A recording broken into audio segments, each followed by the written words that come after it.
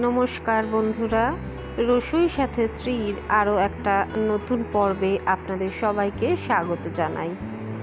আজ আমি নিয়ে চলে এসেছি চিংড়ি মাছ দিয়ে একটা অসাধারণ রেসিপি নিয়ে।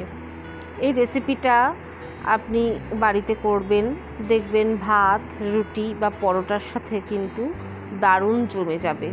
এমনকি এত অসাধারণ খেতে হয় যে আপনার এমনি এমনি খেয়ে নিতে ইচ্ছে করবে। তো চলুন শুরু করা যাক রেসিপিটা। দেখে নিই প্রথমে আমাদের ঠিক কী কী লাগছে এটার জন্য। প্রথমেই লাগছে আমাদের চিংড়ি মাছ। এই ছোট চিংড়িগুলো আমি ধুয়ে নুন হলুদ মাখিয়ে হালকা করে ভেজে নিয়েছি। এছাড়া আমি এখানে নিয়ে নিয়েছি থোর, এটাকেও নুন হলুদ দিয়ে সেদ্ধ করে চটকে নিয়েছি। আর আছে পেঁপে ডুমো ডুমো করে কাটা। এছাড়া লাগছে আমাদের আদা বাটা, লঙ্কা এবং পাঁচফোড়ন। আর লাগছে নুন, হলুদ গুঁড়ো, লঙ্কা গুঁড়ো এবং জিরে গুঁড়ো। আর লাগবে অল্প চিনি, মানে এই 1 চা চামচ মতো। আর লাগছে সর্ষের তেল এবং সবশেষে একটু ঘি ছড়িয়ে দেব, তাই গাওয়া ঘি। চলুন রেসিপিটা শুরু করে দিই। আমি এখানে কড়াইয়ে তেল গরম করতে দিয়ে দিয়েছি। তেল গরম হলে আমি এখানে পাঁচফোড়ন দিয়ে দিলাম, লঙ্কাটা দিয়ে দিলাম। এটা একটু ভাজা হয়ে গেলে আদা বাটাটা এখানে আমি দিয়ে দিয়েছি। আদা বাটাটা একটু নাড়াচাড়া করে নেব। নাড়াচাড়া করার পর আমি এখানে পেঁপে যে কেটে রেখেছিলাম সেই পেঁপের টুকরোগুলো এতে দিয়ে দিচ্ছি।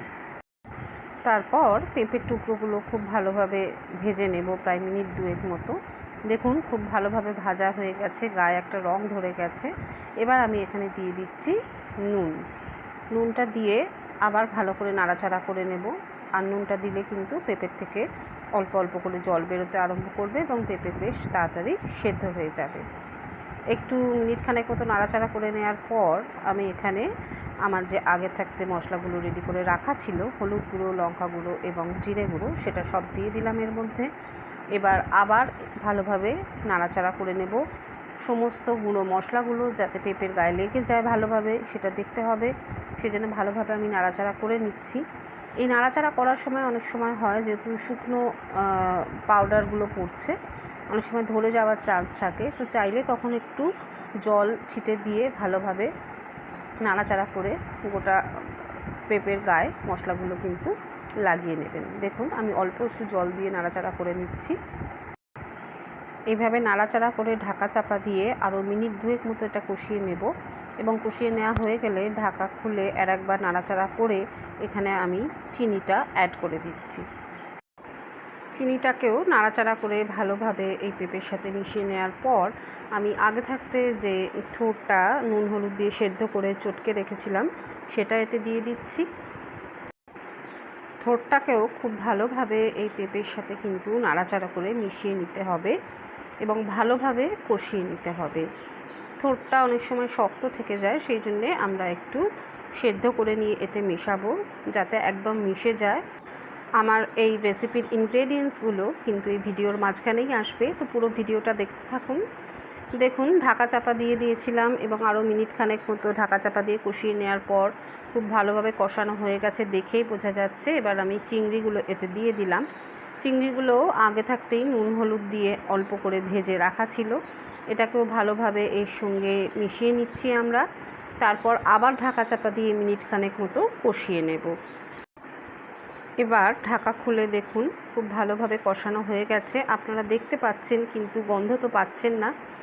আমি এখানে রান্নার সময় যে অপূর্ব গন্ধ পাচ্ছিলাম, আশা করি আপনারা যখন এই রেসিপিটা ফলো করে বাড়িতে বানাবেন আপনারাও পাবেন। দুর্ধর্ষ গন্ধ বেরিয়েছে এবং যার ফলে আমি এখানে কিন্তু কোনো গরম মশলা ইউজ করিনি। অনেকে পছন্দ করেন দিতে, আমি সবশেষে অল্প একটু ঘি ছড়িয়ে এটা নামিয়েছিলাম।